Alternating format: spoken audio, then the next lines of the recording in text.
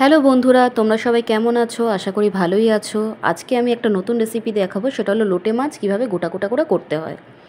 প্রথমে আমি লোটে মাছগুলোকে একটা সিলভারের থালার মধ্যে নিয়ে নিয়েছিলাম। তারপর আলু আর বেগুন ঝুড়ো ঝুড়ো করে কেটে ভেজে সেই থালার মধ্যে দিয়ে দিয়েছিলাম।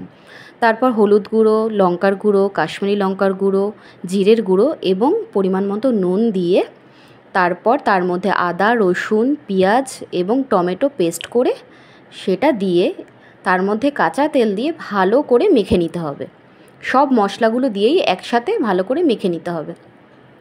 মেখে নিয়ে গ্যাসের ওপর বসিয়ে দিতে হবে, দিয়ে একটা ঢাকনা দিয়ে চাপা দিয়ে দিতে হবে। 10 মিনিট গ্যাসে রাখলেই মাছ কিন্তু আমার রেডি হয়ে যাবে। মাঝখানে কিন্তু মাছ নাড়াচাড়া করা যাবে না, নাড়াচাড়া করলে মাছ ভেঙে যাবে। তো ওইভাবেই কিন্তু আমাদের মাছটা রেডি হয়ে যাবে। 10 মিনিট গ্যাসে বসালেই আমাদের মাছ রেডি হয়ে যাবে। দারুণ লাগে খেতে বন্ধুরা, পুরো মাছটাই পাওয়া যায় গোটা গোটা করে করলে। আর আমাদের বাড়িতে আমরা ঝুড়ো খাই না, আমরা গোটাই খাই। তো কেমন হলো জানিও বন্ধুরা তোমরা।